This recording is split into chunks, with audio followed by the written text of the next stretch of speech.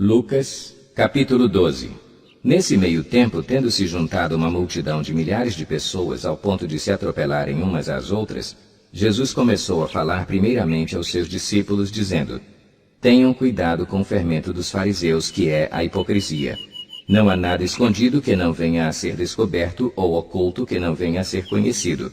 O que vocês disseram nas trevas será ouvido à luz do dia, e o que vocês sussurraram aos ouvidos dentro de casa será proclamado dos telhados. Eu lhes digo, meus amigos, não tenham medo dos que matam o corpo e depois nada mais podem fazer. Mas eu lhes mostrarei a quem vocês devem temer.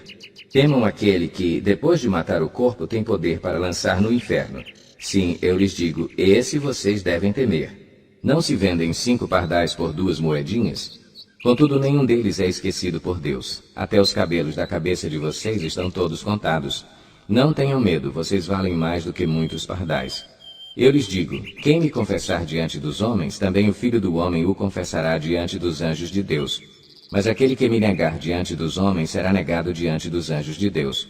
Todo aquele que disser uma palavra contra o Filho do Homem será perdoado, mas quem blasfemar contra o Espírito Santo não será perdoado.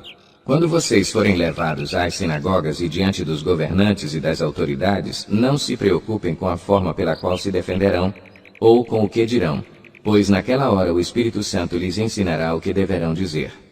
Alguém da multidão lhe disse, Mestre, dize a meu irmão que divida a herança comigo. Respondeu Jesus, Homem, quem me designou juiz ou árbitro entre vocês? Então lhes disse, Cuidado, fiquem de sobreaviso contra todo tipo de ganância. A vida do homem não consiste na quantidade dos seus bens. Então lhes contou esta parábola. A terra de certo homem rico produziu muito. Ele pensou consigo mesmo, o que vou fazer? Não tenho onde armazenar minha colheita. Então disse, já sei o que vou fazer. Vou derrubar os meus celeiros e construir outros maiores, e ali guardarei toda a minha safra e todos os meus bens. E direi a mim mesmo, você tem grande quantidade de bens armazenados para muitos anos. Descanse, coma, beba e alegre-se. Contudo, Deus lhe disse, insensato, esta mesma noite a sua vida lhe será exigida. Então quem ficará com o que você preparou? Assim acontece com quem guarda para si riquezas, mas não é rico para com Deus. Dirigindo-se aos seus discípulos, Jesus acrescentou, Portanto, eu lhes digo, não se preocupem com sua própria vida quanto ao que comer, nem com o seu próprio corpo quanto ao que vestir. A vida é mais importante do que a comida, e o corpo mais do que as roupas. Observem os corvos. Não semeiam, nem colhem, nem têm armazéns, nem celeiros. Contudo, Deus os alimenta. E vocês têm muito mais valor do que as aves. Quem de vocês, por mais que se preocupe, pode acrescentar 1 hora que seja à sua vida? Visto que vocês não podem sequer fazer uma coisa tão pequena, por que se preocupar com o restante? Observem como crescem os lírios. Eles não trabalham, nem tecem. Contudo, eu lhes digo que nem Salomão, em todo o seu esplendor, vestiu-se como um deles. Se Deus veste assim a erva do campo, que hoje existe e amanhã é lançada ao fogo, quanto mais vestirá vocês, homens de pequena fé. Não busquem ansiosamente o que comer ou beber. Não se preocupem com isso, pois o mundo pagão é que corre atrás dessas coisas. Mas o Pai sabe que vocês precisam delas. Busquem, pois, o reino de Deus e essas coisas lhes serão acrescentadas. Não tenham medo, pequeno rebanho, pois foi do agrado do Pai dar-lhes o reino. Vendam o que têm e deem esmolas. Façam para vocês bolsas que não se gastem com o tempo. Um tesouro nos céus que não se acabe, onde ladrão algum chega perto e nenhuma traça destrói. Pois onde estiver o seu tesouro, ali também estará o seu coração. Estejam prontos para servir e conservem acesas as suas candeias, como aqueles que esperam seu senhor voltar de um banquete de casamento, para que quando ele chegar e bater, possam abrir-lhe a porta imediatamente. Felizes os servos cujo senhor os encontrar vigiando quando voltar. Eu lhes afirmo que ele se vestirá para servir, fará que se reclinem à mesa e virá servi-los. Mesmo que ele chegue de noite ou de madrugada, felizes os servos que o Senhor encontrar preparados. Entendam, porém, isto, se o dono da casa soubesse a que hora viria o ladrão, não permitiria que a sua casa fosse arrombada.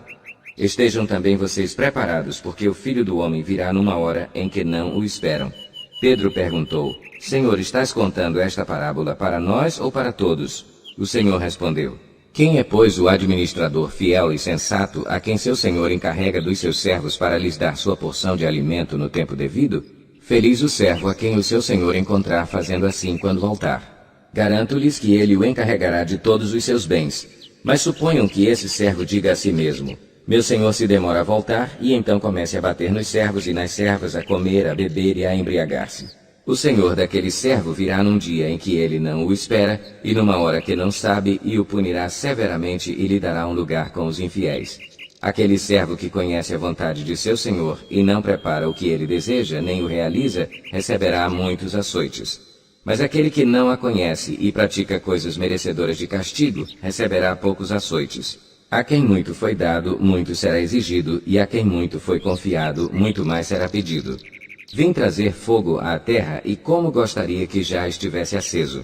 Mas tenho que passar por um batismo, e como estou angustiado até que ele se realize. Vocês pensam que vim trazer paz à terra? Não, eu lhes digo. Ao contrário, vim trazer divisão. De agora em diante haverá 5 numa família divididos uns contra os outros, 3 contra 2 e 2 contra 3.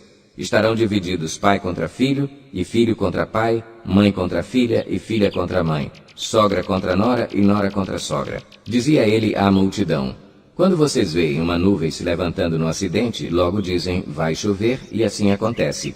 E quando sopra o vento sul, vocês dizem, vai fazer calor, e assim ocorre. Hipócritas, vocês sabem interpretar o aspecto da terra e do céu, como não sabem interpretar o tempo presente? Por que vocês não julgam por si mesmo o que é justo?